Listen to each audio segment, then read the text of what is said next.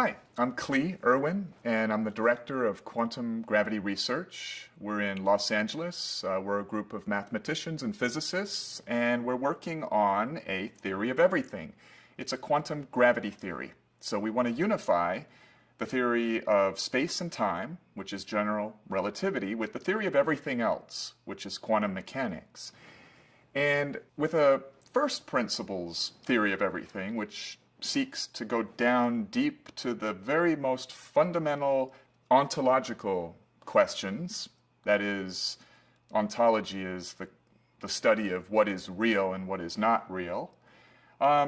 We are starting with the question at the beginning, which is reality random, or is reality like a deterministic algorithm playing itself out? The old Newtonian clockwork universe was a model that said if you knew the starting condition of the universe and you could compute every interaction, you could predict what the universe would be like at every step as it plays itself out. So these are two basic philosophies that are still being argued about today. The argument started with Einstein and others arguing with the fathers of quantum mechanics. So Einstein wanted to return us, after quantum mechanics came out, to the old idea of a sensible universe where everything happens in a causal way, like dominoes. And the fathers of quantum mechanics wanted to say that everything is inherently non-deterministic, non-predictable, because at the core of reality there is this fundamental stuff of randomness. And so today a lot of physicists are still on one side or the other of this divide. So that's this great ontological fundamental question: is reality random or is it deterministic? And interestingly enough, free will and the very notion of consciousness comes into play here, because if everything is a pre-written script, an algorithm deterministically playing itself out, well then in a sense you don't really have free will, you just think you do. But if reality is deeply non-deterministic, well then there may be an opportunity in there for you to really think that you do have free will. So we are soon to publish a paper called the Code Theoretic Axiom, the third ontology. And so it offers a third choice to argue about. And that is the idea that reality is not a deterministic algorithm playing itself out, and it is also not a purely random system. That instead it is a language in action. And the thing about languages is you can never predict with certainty what is going to happen with a language. For example, if I say the dog ran blank, you know that I cannot say the dog ran cat, because if you understand the rules of the language, you would know that that's not legal. So you could with certainty say that I will not break that rule, but you cannot with certainty predict that I am going to say fast. I might say quickly. Okay, so human languages, computer languages, bird languages, they generally have symbols which are arbitrary, right? So we invent the letter K in English to represent the phonetic sound of K. Now, there's a special set of symbols and a special type of language which is not so arbitrary.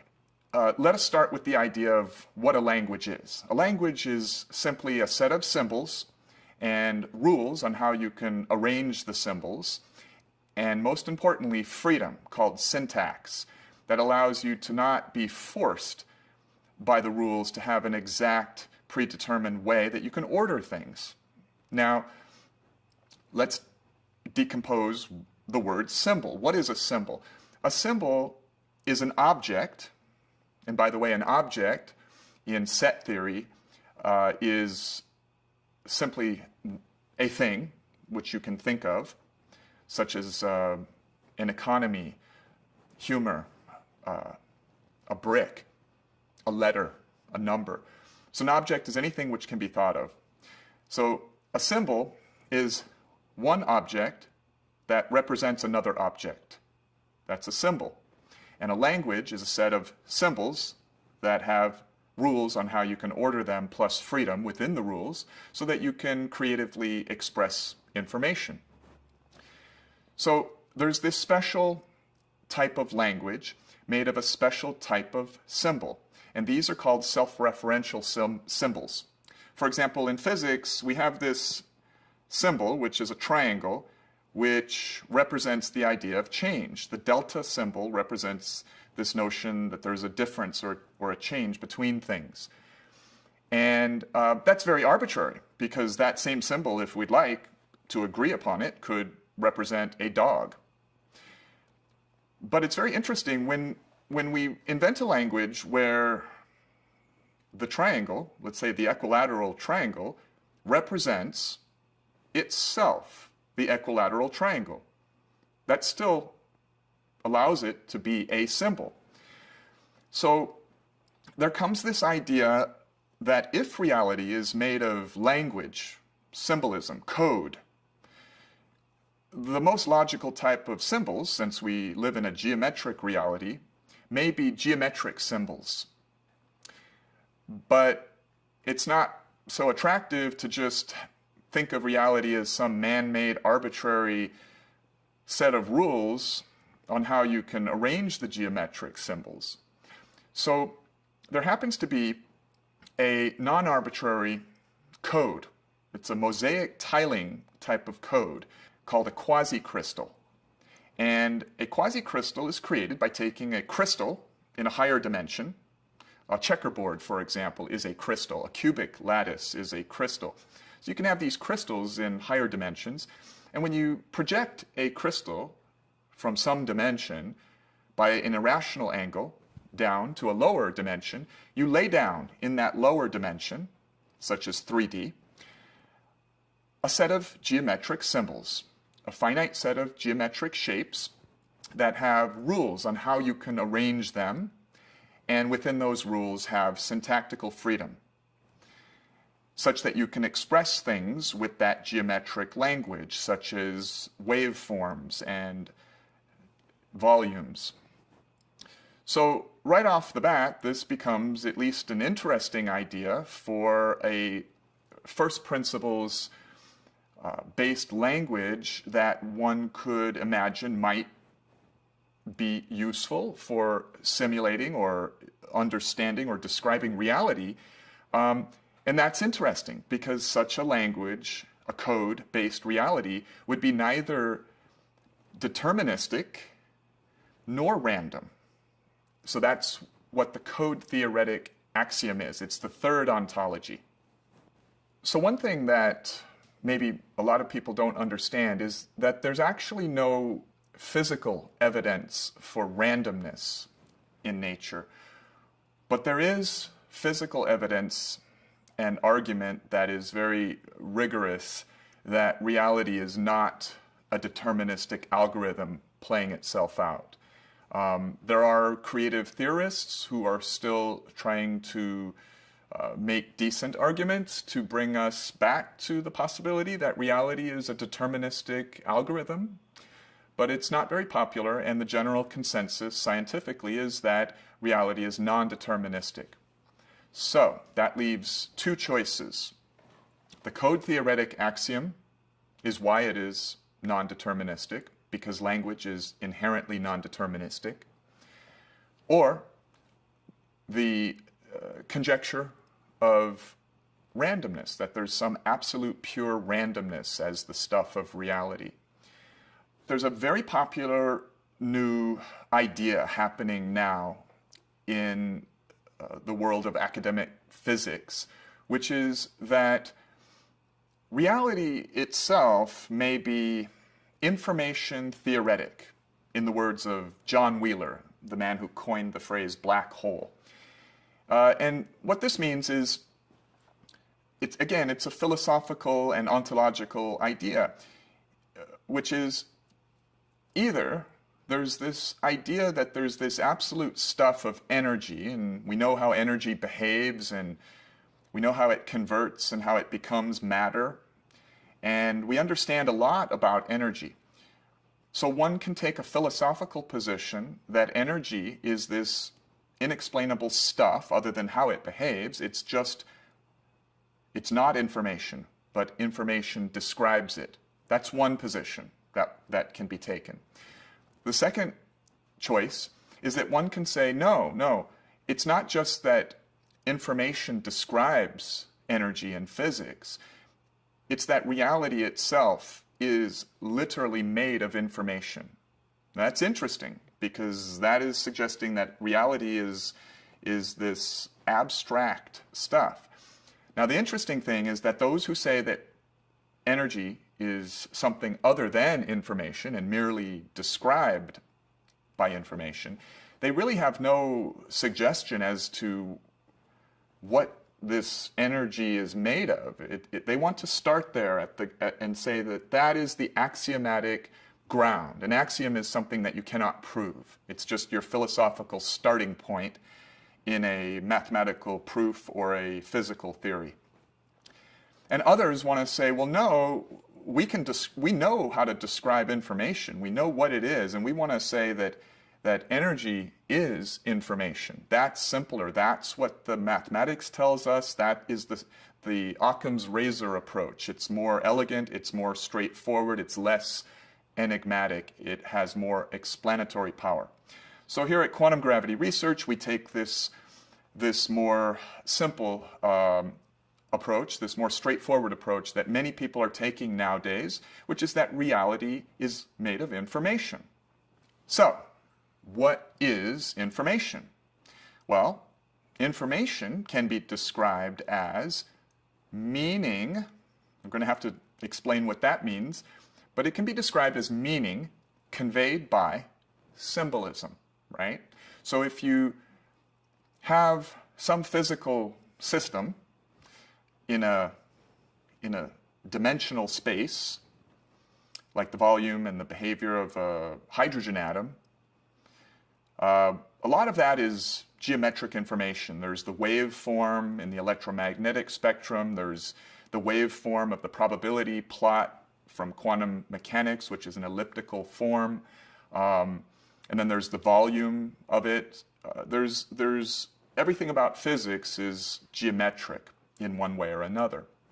So then we can conjecture that the meaning of this information is the physical structure itself.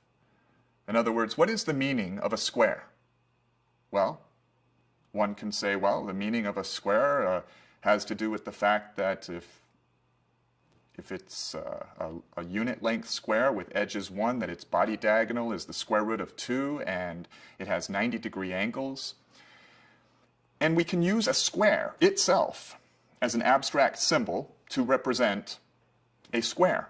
And because you can use geometric symbols to begin constructing a higher dimensional reality, for example, you can use squares to construct cubes, right? And that's a higher dimensional thing than a square.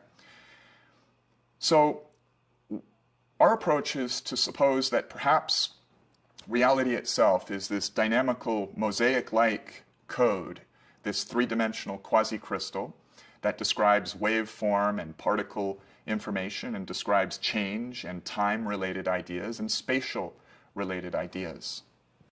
A simulation is really the idea of taking a code and using that symbolism, that informational symbolism, to model or describe something else.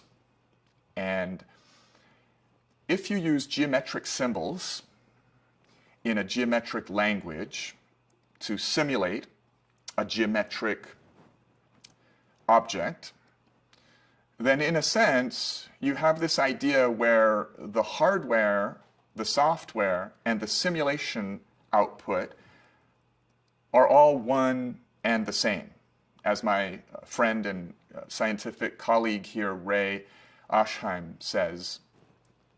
So hopefully you have already realized that there's an interesting problem here. If meaning and language and symbolism always relates to a chooser selecting the symbols, whether that be a bird language or a computer code, then you might be wondering, well, how can reality at the smallest scale be a language? Who would recognize the meaning of the symbols? Who would choose the syntactical freedom in the language? And so that's an interesting problem. Nobel laureate Frank Wilczek said, the relevant literature, and he was talking about the meaning of quantum theory, is famously contentious and obscure. I believe it will remain so until someone constructs, within the formalism of quantum mechanics, an observer. That is, a model entity whose states correspond to a recognizable caricature of conscious awareness. And Andre Linde, co-pioneer of inflationary Big Bang theory, said, will it not turn out, with the further development of science, that the study of the universe and the study of consciousness will be inseparably linked, and that ultimate progress in the one will be impossible without progress in the other? One of the last titans of physics, John Wheeler, said, the physical world has at bottom, a very deep bottom in most instances, an immaterial source and explanation. That which we call reality arises in the last analysis from the posing of yes or no questions. All things physical are information theoretic in origin, and this is a participatory universe. So we're conjecturing here. This is about plausible ideas, and even when a plausible idea seems fantastical, like the idea of the Big Bang, or a very popular idea being discussed now, even in academic level physics, that reality is actually a simulation in some computer in another universe. These ideas need to be seriously questioned, critically thought about, and not thrown out the window just because they seem outrageous, as the Big Bang itself seemed absolutely outrageous at one point.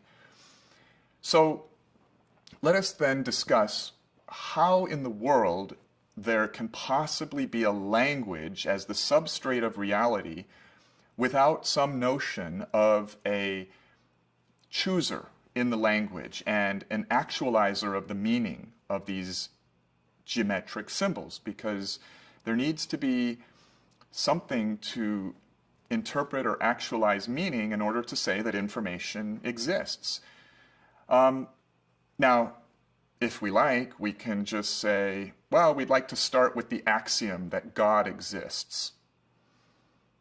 But that's not what science is about. Science is about going deeper and constantly questioning where that comes from and going all the way down to the bottom. So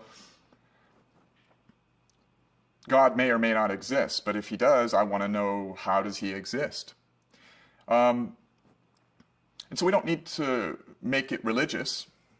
We can say, all right, well, abstractly, maybe there's this kind of universal collective consciousness. It's not like a human consciousness. Maybe it's more like the Force in Star Wars. Maybe it's more like Qi in Chinese medicine. We don't know what it's like, but we need something that is everywhere and that may be the substrate of everything and that is capable of actualizing this geometric information that we conjecture and making the syntactical choices in this mosaic tiling language in 3D that we are working with here at Quantum Gravity Research.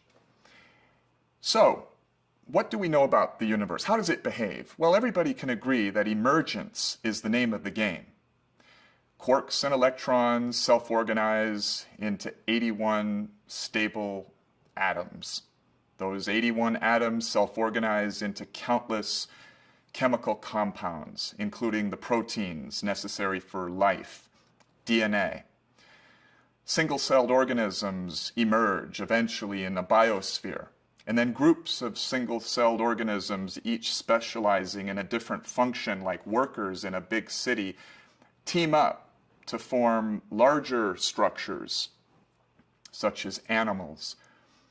Eventually, some animal comes along that is so exquisitely good at choosing and assessing meaning and being creative that we label that animal as being conscious, such as a human being.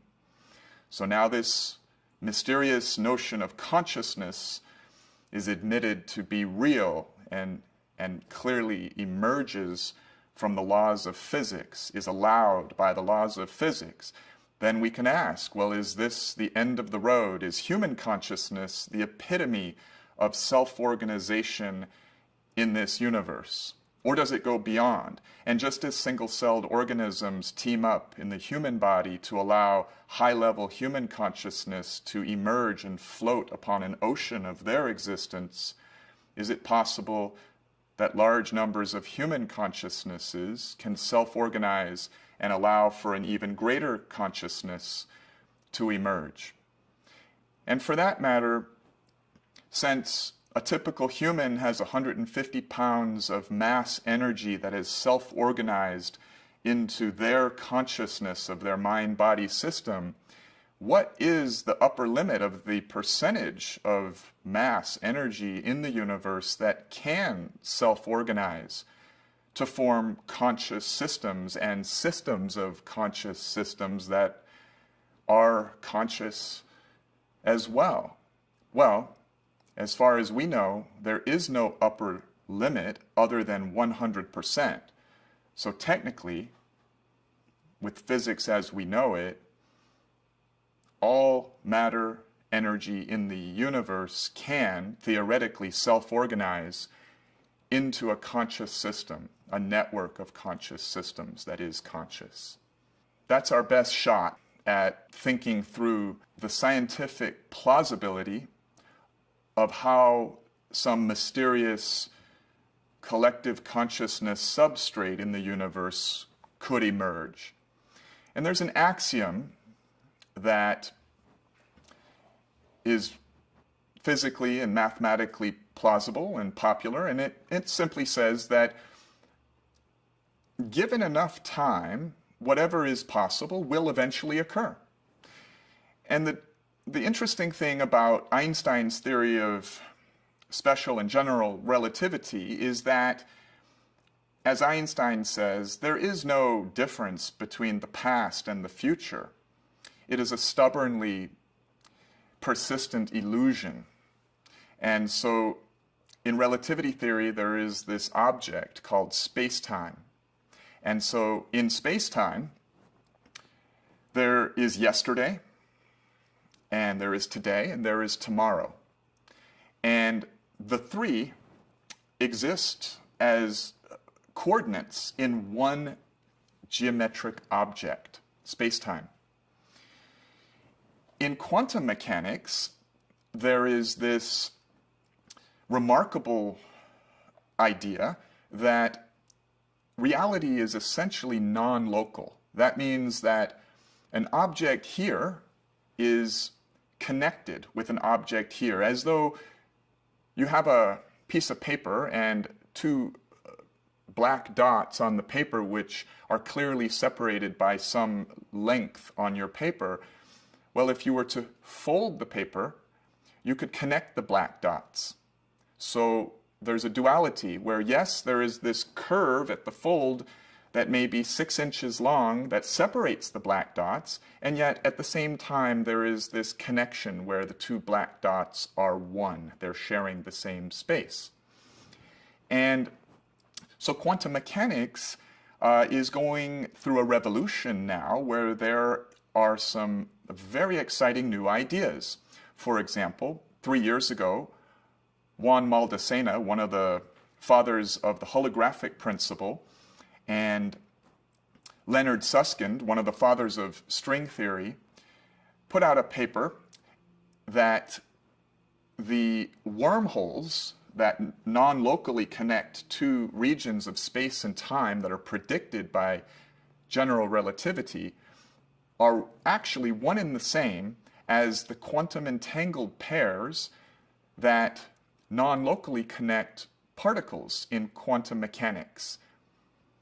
In 2014, a team in Israel demonstrated experimentally that two particles can be quantum entangled over time, such that if you change a particle here in today, it changes a particle here in tomorrow, or here in yesterday, instantly. And we still, as humans, do not have a full picture of what this place, this reality is. That is, we have this theory of general relativity, which makes predictions. So we know there's at least something very true about it. And we have this other theory of quantum mechanics, which makes predictions, and we know it has some truth to it. The problem is these two theories have these axiomatic grounds that violently disagree with one another, where one boldly states that the other is incorrect in very important ways. And we still don't know what that unifying theory of everything is. There are attempts at such theories, such as string theory, loop quantum gravity, and many others, but there is no theory yet that has ever made a successful prediction. And for a theory to be respectable, it needs to make predictions, and it needs to more elegantly explain existing phenomena that other theories explain less elegantly. So we still don't have such a theory.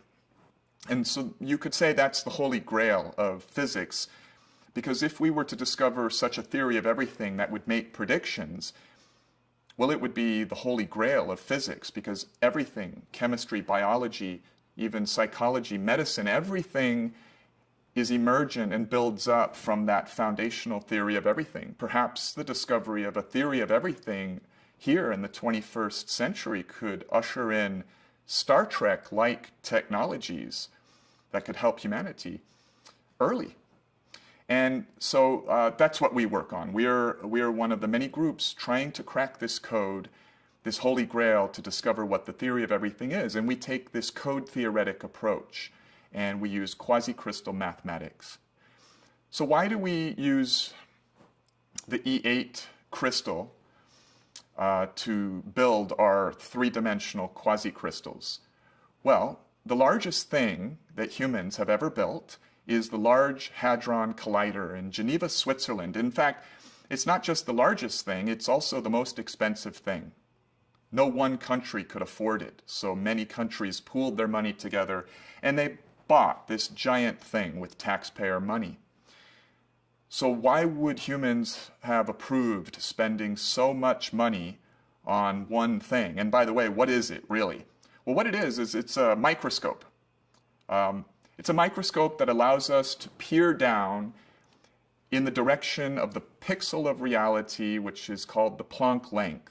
So as we build larger particle accelerators and we can collide particles together at higher energies, we get a closer look at the fundamental interactions that occur at the very small scales. And we get data. We get scattering angles on how the particles scatter from one another. And if you take all of this data that we've gotten from particle accelerators, it builds up to a conversion table where quarks can become electrons, electrons can become photons, photons can become neutrinos, and so on. And that is called the standard model of particle physics. And in some ways, it's not exactly a theory, it's more of a table, an empirical table of the conversions between fundamental things. And strangely, the way that you can understand or describe the interconversions of every fundamental particle to every other is with higher dimensional shapes and their lattices, right? So just as a square is the basic shape that forms the checkerboard, and the checkerboard is a lattice, the higher dimensional shapes that form higher dimensional lattices or crystals are, in some cases, the way that these particle conversions all map to one another. So if one were seeking to understand, well, what is this unifying theory of everything, they would pay attention to the relationships of the vertices of one of these higher dimensional lattices. So one of the higher dimensional lattices is E8, and there are very impressive models and physical papers that have been published that show how E8 and its subspaces maps all these particles to one another.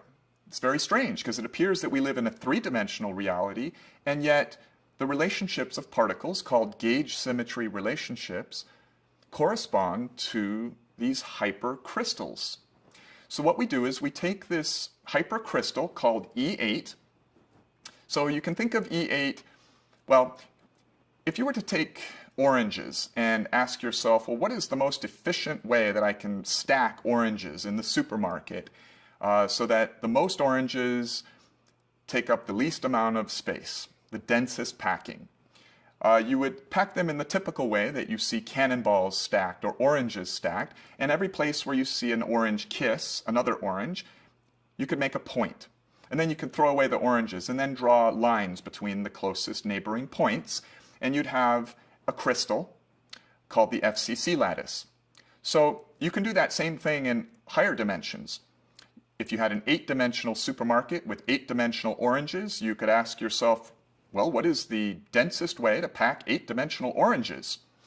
And then you could take the place where those oranges kiss and throw away the oranges, draw lines, and then you would have the E8 lattice. And inside that, you have the E7 and the E6 lattice, etc. And these are these lattices that have been shown to correspond to the gauge symmetry unification of all particles and forces in the standard model of particle physics. So what we do is we take this 8-dimensional crystal, a slice of it, and we project it down to a lower dimension in the same way that you could project a wireframe cube using the sun to a shadow on the cement. And when we project this 8-dimensional lattice to 3 dimensions, we get a quasi-crystal. So we get a language, a code made of geometric characters in 3 dimensions that have rules. It has ordering rules. If you want to make a dynamical animation on it, you have to follow the rules. And the patterns that the animation makes are both wave-like and particle-like. And the whole thing is spatial. So the thing about projections is that with a little simple math, you can take a projection and you can decode what the higher dimensional thing is. For example, you're looking at me on your monitor, and your monitor is flat in 2D. But you are an instant decoding machine. Your mind extrudes out what you see in 2D to build a 3-dimensional model in your mind. So when you watch a movie, you are experiencing the information of a 3-dimensional situation. You perceive characters having depth on their faces. You perceive the nose being at a different place in 3-dimensional space from the ear. Similarly, when you take a projection, such as a shadow, you can understand or interpret its 3-dimensional reality. And so, with a little bit more rigorous mathematics, we can take the quasi-crystal, which is a 3-dimensional shadow of an 8-dimensional thing, and we can decode or recover the 8-dimensional information. Let's simplify. In the quasi-crystal, projected from E8, we can recover the gauge symmetry unification physics of all particles and forces in the standard model of particle physics. We can have our cake and eat it too. We can have a model of a 3D physically realistic particle theory in the dimensions that we observe. We don't observe curled up hidden dimensions as is supposed in string theory. We observe 3 spatial dimensions. That's the Occam's razor approach. Don't invent complicated ideas unless you have to. Go as simple as possible, but not too simple, as Einstein said. So if we can do this in 3 dimensions, we can have an explanation for why particles and forces in this system enjoy their gauge symmetry relationships and their ability to convert one into the other according to the higher dimensional lattice in 8D. So with all those crazy conjectures and definitions of things like symbols and language in place, let's ask a couple questions. Maybe we'll call them deductions. So the first one, deduction number 1, is, does consciousness exist in the universe? The majority of physicists today believe that they are conscious and have free will. We can't prove it, though, scientifically. We can barely define what consciousness even is. But we'll go ahead and deduce that, yes, probably, consciousness exists in the universe, at least in us. Deduction number 2. Are we it? Are we the end of the road? Are we the limit? Are we the epitome of consciousness? Does physics place an upper limit of 1 to 3 to 400 pounds of matter in the form of a human as far as the amount of matter energy that can self-organize into a conscious system? Or is the upper limit all the energy and matter in the universe? Physics actually points to the latter. Physics would say there is no limit. Theoretically, any percentage of matter energy in the universe can theoretically self-organize into a conscious system. Nobody can agree on how to define consciousness, and yet we can still make comparisons. We can say probably humans are more conscious than viruses. So we can then ask, can a system be more conscious than a human? And we can say, probably, if we're rational, there is no upper limit on how conscious a system can be. So it leaves this very interesting, expansive possibility for the percentage of the universe that can self-organize into conscious systems as we have, and no limit on how conscious it can become. Deductive question number 3. Since the way that human consciousness has emerged is by the self-organization of simpler living systems, such as cells, where each cell lives its life, reproducing, has its own DNA, runs from noxious chemical sources, chases nutrients, makes little primitive decisions as it measures its environment. There's no reason that the same principle of self-organization cannot occur with even more complex conscious systems teaming up in networks to create even more conscious systems. In other words, perhaps the 7.3 billion humans on the Earth could theoretically link up in some way to form an even more conscious system than the individual humans in the network, like a neural network formed by each individual living cell in our mind-body system, like the computers throughout the world in the movie The Matrix that networked together to form a higher level computer that ran the Matrix. So humans are about to go out. That's what we do.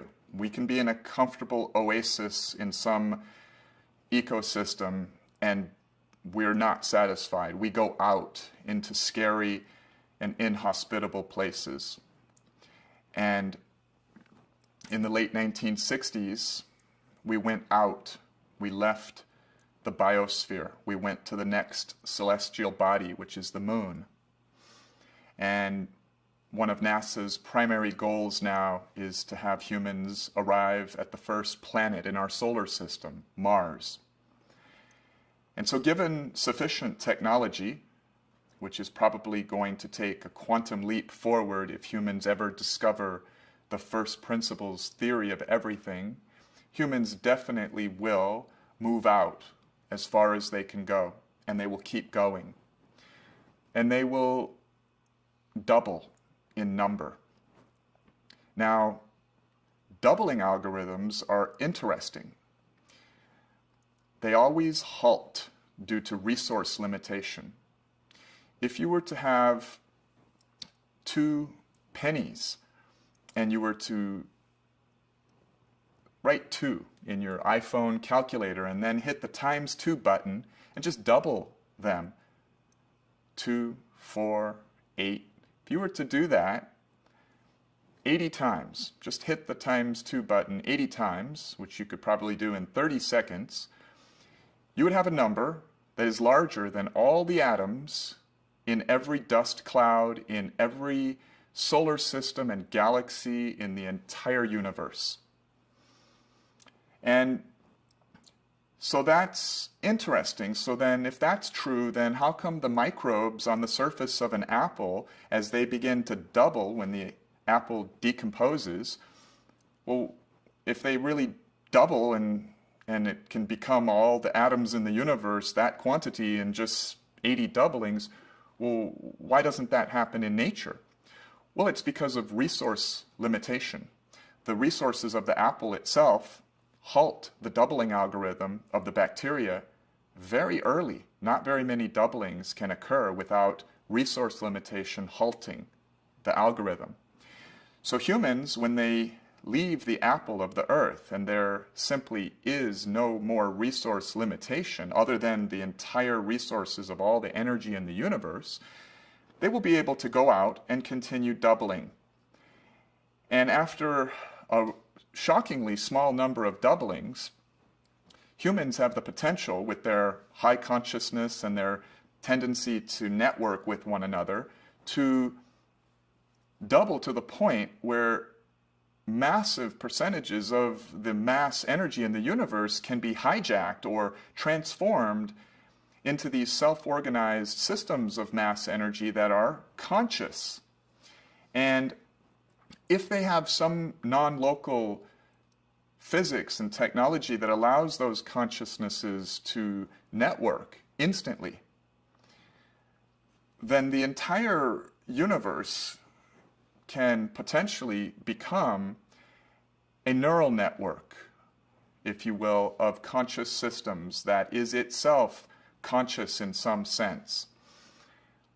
So it is not completely outlandish to follow the trail of logic and say that if humans don't destroy themselves with nuclear war or for some other reason prevent themselves from leaving the biosphere, and if humans discover some unification physics that allows surprisingly bizarre Star Trek type technologies as they go out and move to other coordinates in space-time,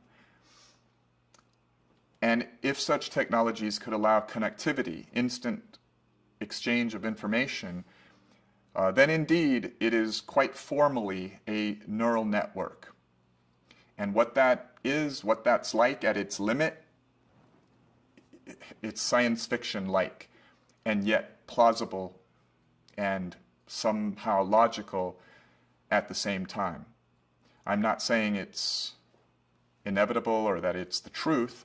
I'm saying it is logically consistent, and there is nothing in physics that we know that absolutely prohibits this.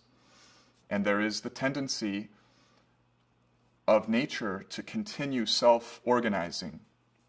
it just keeps going to higher levels of complexity. For example, right now, today, because we have not had an asteroid strike of a meaningful size on Earth for a long time, we have a very large number of species on the planet.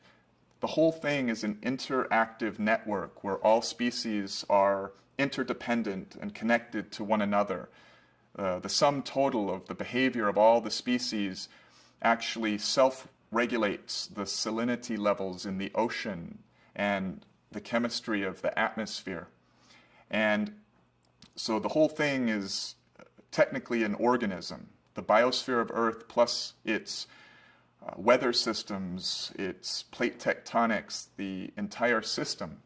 And if you leave it alone and don't hit it with an asteroid or nuclear holocausts, it tends to self-organize to higher and higher levels where new species fill the niches left between existing species, and the quantity of species increases.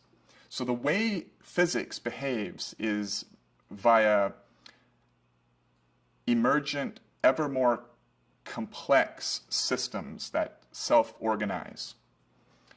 And so if ever in the universe one highly intelligent and creative species could move out beyond the resource halting limitation of a doubling algorithm, it would move out and it would continue to advance in its sophistication of consciousness and the sophistication of its connectivity. So neural networks are powerful when they have high connectivity, and they're not very powerful when they have low connectivity. Deductive question number 4. This one is a little wild. Is there anything in the laws of physics that strongly prohibits consciousness from self-organizing with bosons? Now, bosons are particles such as photons, and the electromagnetic spectrum is a spectrum of boson particles. So this is an interesting idea. Can consciousness be engineered or emerge somehow in bosons, or is it something relegated strictly to fermions? Fermions are the particles of matter, such as electrons. Well, that answer is no. There is no law of physics that prevents self-organization of photons. In fact, recently there have been breakthroughs in organizing photons, making photons actually stop and then organizing them in groups. And so this is simply something to be aware of. That is, there is no law of physics that strictly prohibits self-organization of systems that one might choose to label as conscious in the electromagnetic spectrum of space. And that is a wild idea as well, because photons can move at the speed of light. And when you move at the speed of light, you experience, according to special relativity, no time. And what does that even mean, to experience no time? What is a consciousness that experiences no time? Deductive question number 5, the last deduction. Is it possible for consciousness to move out from Earth faster than the speed of light? You see, the universe is expanding, according to the most popular model, at a rate that is faster than the speed of light. So to imagine consciousness moving out from Earth or from other planets and then networking to become a neural network of conscious systems to the point where all matter, energy in the universe is self-organized into a network of conscious systems that is itself conscious, one would have to have some explanation for this conjecture as to how conscious systems could move faster than the expansion rate of the universe.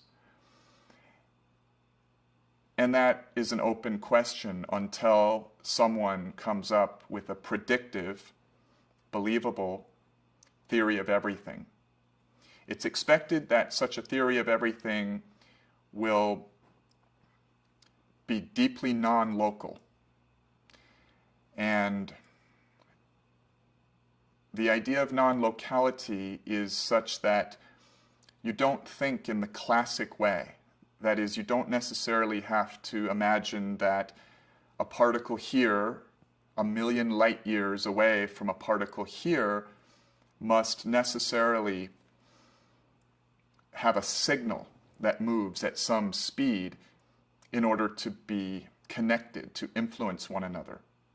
It's known by experiment, in fact, that if you quantum entangle two particles and you flip this one here such that its spin is in the opposite position, that you instantaneously flip its entangled partner no matter how far away in time or space that it is.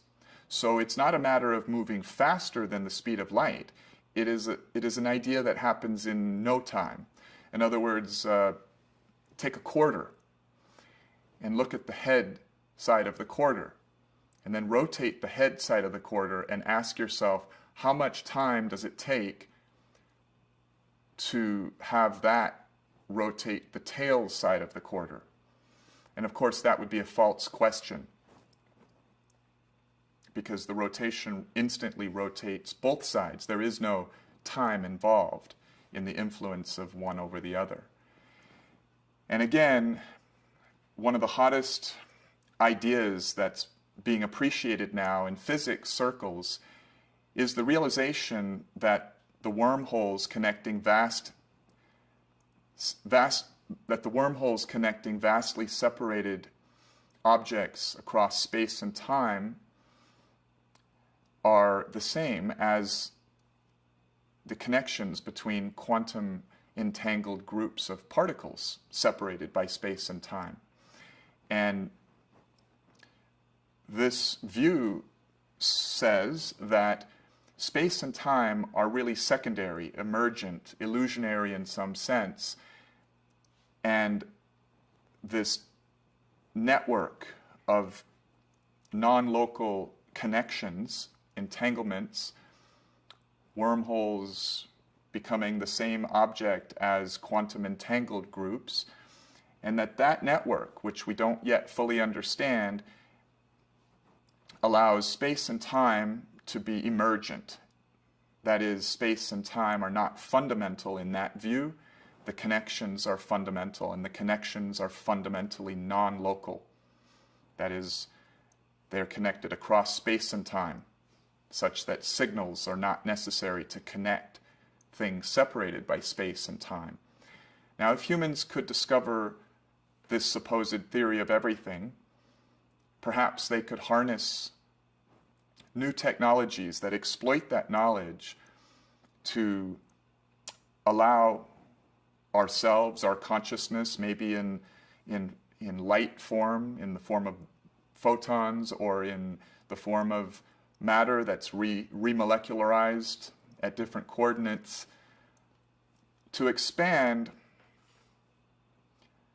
in a teleportation manner in order to populate the universe with this doubling algorithm that will occur inevitably if humans keep going, keep developing knowledge of physics and technologies, and moving out beyond the moon, beyond Mars. And related to this set of fantastical ideas is a principle that we have in nature. Emergence is the principle. And the idea of emergence is that the emergent thing is not in any way the sum of its parts. You cannot understand human consciousness, mathematics, music from the parts. You cannot just add the complexity of the atoms or the molecules and understand it. The emergent quality, which is physically real and interactive and influences the rest of the universe of an emergent system, is not the sum of its parts. A great analogy, again, is the bacteria on the apple. A typical apple has some few million bacteria on its surface, and it is an absolutely insignificant force, this bacteria. It cannot compete with the intermolecular forces that hold the apple together, with gravity.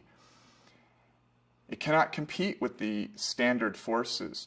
But if you allow a doubling algorithm to occur, and you allow that bacteria to double and double and double only 10, 12 times, this force, this influence, this collective behavior of the bacteria eclipses the other forces that define the destiny of the apple and define the apple itself. And they completely take over the other forces to control the destiny of the apple. They decompose the apple down to the molecular level, returning its elements back to the soil. And similarly, if consciousness can double and expand and network, and there are no resource limitations other than all the energy and matter in the universe, consciousness as a stuff, this enigmatic, impossible to explain stuff that terraforms wilderness into the skyline of New York and changes the atmosphere, and that's just the tip of the iceberg. This stuff that absolutely influences in increasing ways the physical universe can become exponentially more powerful to the point where it becomes one of the defining characteristics of the universe and the destiny of the universe.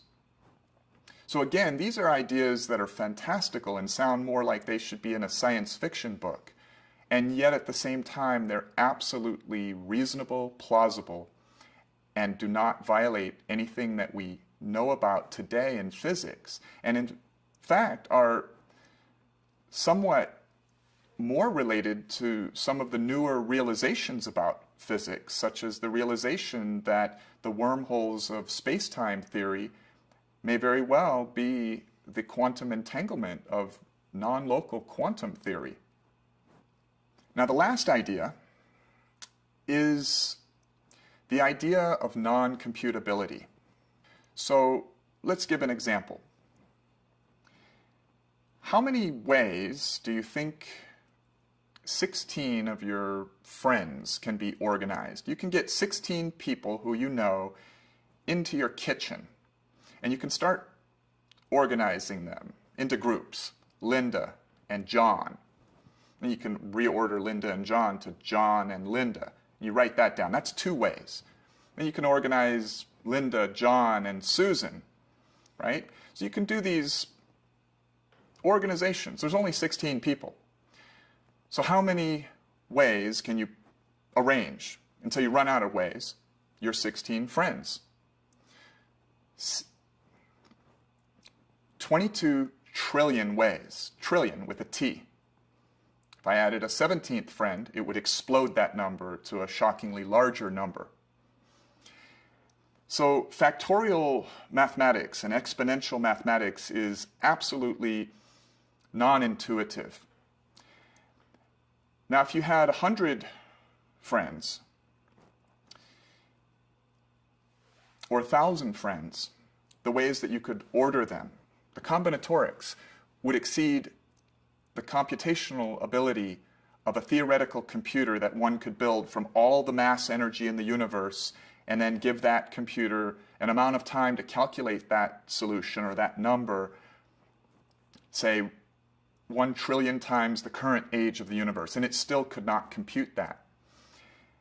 Quantum mechanics is about the combinatorics of interacting particles.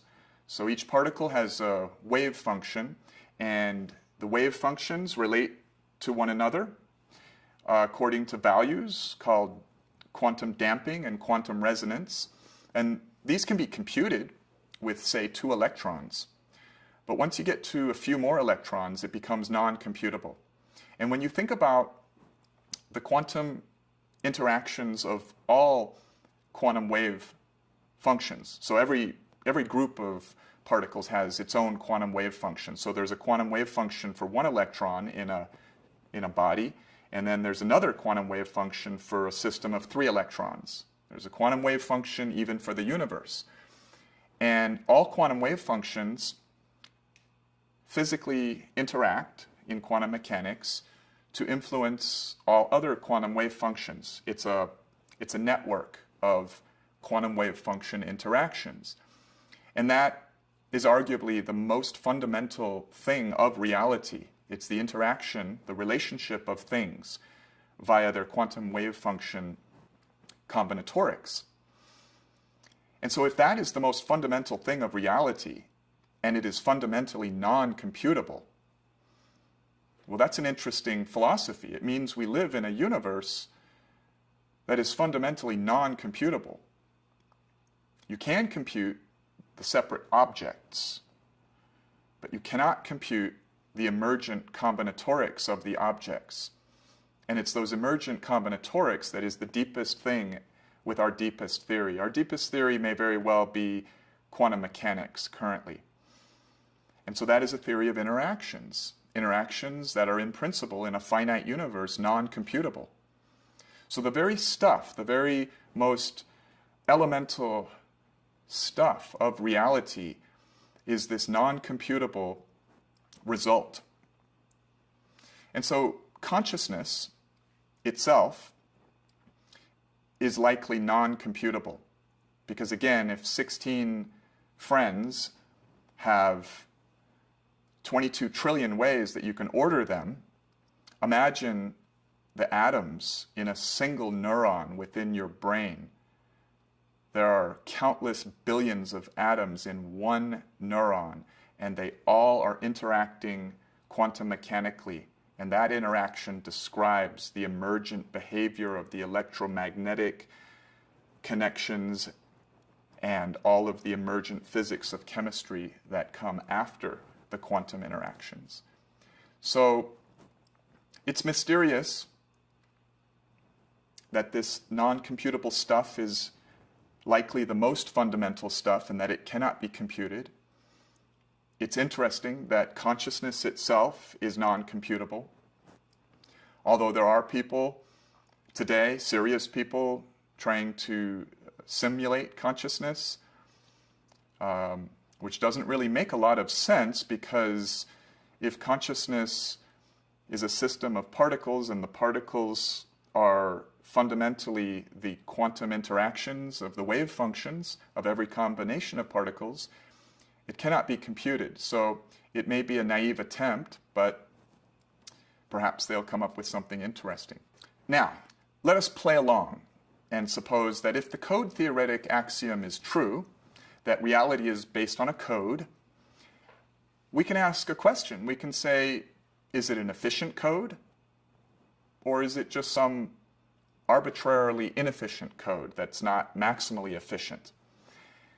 So to give us clues on that answer, we can look to really fundamental things about physics and nature. And one of the most fundamental things is the principle of least action from classic physics. And the principle of least action essentially says that for nature to do something, she chooses to do it in the most efficient way possible. Now, the principle of least action led to Emily Noether's second theorem, which is a theorem about symmetries. Symmetries such as the inverse relationship in special relativity, where when you move a particle of mass at a higher velocity, its time slows down. And when you move it slower, its time speeds up. And there are symmetries all over nature. And so Noether's second theorem is the foundation of the standard model of particle physics, which we discussed previously, where all the particles and forces in nature can convert into each other. In the standard model, everything except for gravity and space and time theory. But that standard model of particle physics is fundamentally about efficiency. It's about Noether's theorem and how that is really an outgrowth of the principle of least action, and that's really about efficiency. And when one thinks code theoretically, one is always worried about how you can more efficiently express meaning in a code. A Silicon Valley programmer can get paid a lot of money if she's ingenious enough to figure out more efficient compression algorithms or coding schemes that allow the same meaning to be expressed in a hardware and software system with less symbolism, less code, because code is expensive. Every time you operate a portion of a code in a computer, you have to use electricity to open and close logic gates, and electricity costs money. So they pay people to figure out how to make codes more efficient. A poem is the use of English as a code to express a lot of meaning with a small amount of words. So yes, the answer would be probably nature would somehow use an exceedingly efficient code if it is code theoretic. If reality is based on the code theoretic axiom, then it probably uses an exceedingly efficient code. In fact, it's safer to say, instead of just exceedingly efficient, safer to say that nature probably uses the most efficient code possible for the purpose. And the purpose is obvious. The code is simulating this reality, this physics, quantum mechanics, chemistry, this three spatial dimensions, this change in this three spatial dimensions, the physical reality. So what is the most efficient code possible to simulate or express the meaning of this changing dynamical geometric reality? And so the paper that we're discussing has an addendum which is called the principle of efficient language. So the paper is about an axiom, which is the code theoretic axiom, stating that reality is code theoretic. It's based on language, code, and it's not inherently based on this substance of randomness, and it's not a deterministic clockwork universe playing itself out in a deterministic way. And the code must, because of evidence that we have from observing nature, it must be very efficient. And if it's very efficient, it's more logical that it would be maximally efficient as opposed to just stopping short. And so we plan to publish a proof of what the most efficient binary code is. So let's go to codes. In a language or a code, if you had an alphabet with a billion letters, it would probably not be a very efficient language. It's a billion letters, and let's say there's a similarly large amount of rules. It's just way overly complicated. It takes a lot of resources to run a complicated code. So the name of the game with codes, like Morse code, made of 2 letters, 2 characters. A character can be a duration in time, as in Morse code, there's a length of time. Or it can be like binary code that runs our digital world, where it's just really on or off, open or closed, 0 or 1. So the quintessential limit of efficiency is generally a code that, for whatever its purpose, has the least number of symbols, letters, characters. And generally, the most general codes that can express other codes are binary codes. So one can ask, well, if this universe supposedly is made of code How do we even start to think about what the most efficient code would be?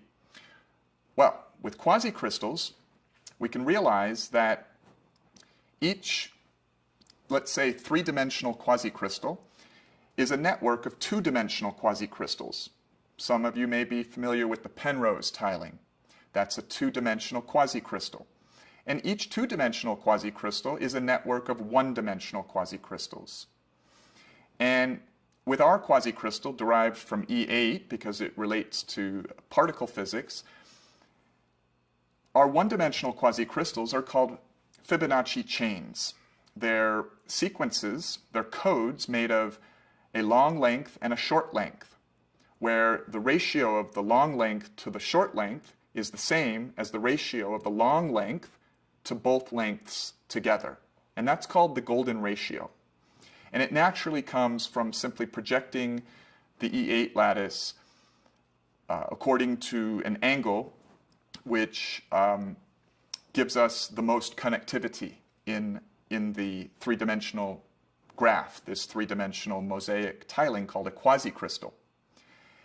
And so our quasicrystal is really, in three dimensions, a network of one-dimensional binary codes called Fibonacci chains.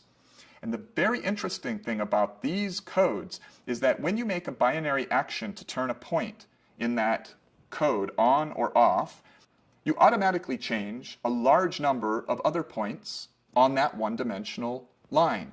So let's say that there's a space of points and there are no connections yet, no lines. And we would call this the Fibonacci chain possibility space. And until you draw lines, you haven't really defined a quasicrystal yet, let us say. And so then I can draw lines at a larger scale than the first scale of distances. And you can think of how you draw the lines as turning points on the possibility space, on this line, on or off. And once you select one point to be on or off, you automatically force a very large number of other points on the line to instantaneously be on or off. You see, quasicrystals are inherently non-local, fundamentally. So, what does that have to do with efficiency? Well, the ultimate resource in a code, whether it's a computer or a human using a language, it's the engine that has to choose the characters in the code and obey the rules and the syntax. So you really want to reduce your choices. So in a computer, you want to reduce your fundamental actions of opening and closing logic gates, which really correlates to your usage of zeros and ones, your usage of symbols in the computer code. And so, in a sense, you can probably recognize it's about choice. With codes, because it's not forced, it's a matter of choosing the syntactical freedom as you operate the code to express some meaning in whatever this code is trying to express. And so with quasicrystals, you get to have a single binary choice, this conserved quantity that you should be interested in, which is the action, the choice. And by that one choice, that one binary decision to have the point on or off, you get a bonus set of decisions that are automatically made without having to use any of your precious conserved resources, which is your choice. So if that's true, and we're greedy for efficiency, then the name of the game is, well, how many separate one-dimensional quasicrystals can we cross with that one point in order to get as much bang for our buck, right? Like in a crossword puzzle, you can spell cat and rat with only 5 letters because the A in the middle of the two words switch hits to serve a position in the code for the word cat and the word rat. In DNA, the position of a protein molecule serves as a position expressing meaning in one string of one-dimensional code and another string. There are strings running diagonally in DNA that are winding around the double helix, and then there are strings of code running vertically. And so nature, in DNA at least, is taking advantage of getting a lot of bang for the buck with a single character in the 4-letter code of DNA. And in quasicrystals, it's even more efficient. So the question is, well, while keeping the whole thing a network where everything is non-locally connected, how many one-dimensional quasicrystals can be combined in a network in any dimension to have the most efficient binary code possible in any dimension? And without getting too technical to try to explain why, I can tell you that there are only two possible choices. One is it would be the 4-dimensional quasicrystal derived by projecting the E8 lattice to 4 dimensions, where at every point at the center of one of the 4-dimensional icosahedra that are called 600 cells, there is a junction of 120 different Fibonacci chains that converge at that point. So if you were to turn that point on or off, you change 120 different Fibonacci chains. Or it could be in 3D. Our group has discovered an object called the quasicrystalline spin network, which relates to E8, but it's in 3 dimensions. And it has an additional sign value, which is chirality, so left or right. And because the left or right, but it only has a junction of 60 Fibonacci chains that converge at a point. And so at first one might say, well, 60 is less than the 120 in the 4-dimensional case, so why would this one in 3D be more powerful? And the reason is because this one in 3D has a bonus sign value, which is right or left. And when that operates combinatorially with the 60, you have a larger set of possibilities. That is, you can express a great deal of information because of that additional sign value that seems not apparent or available in the 4-dimensional case. So I think I went a little bit technical on that, and to reel it in and simplify, we are intending to build realistic unification physics on a 3-dimensional mosaic tiling language called the quasicrystalline spin network, which is a quasicrystal made of regular tetrahedra that is fundamentally derived from E8. And because it is derived from E8, we can recover realistic gauge symmetry unification physics for the standard model, which explains everything except for gravity. And the way we will explain gravity is through a novel approach that is based on the de Broglie electron clock model, but is a discretized version of that, which we can explain in another video. Is that it? Yeah, I think so. Do you remember the other day when I asked you how long it would take you to walk through the paper verbally, what you said? No. What did I say? I said 15 minutes. Oh. I could. I mean, I could, but you told me I could go on and on.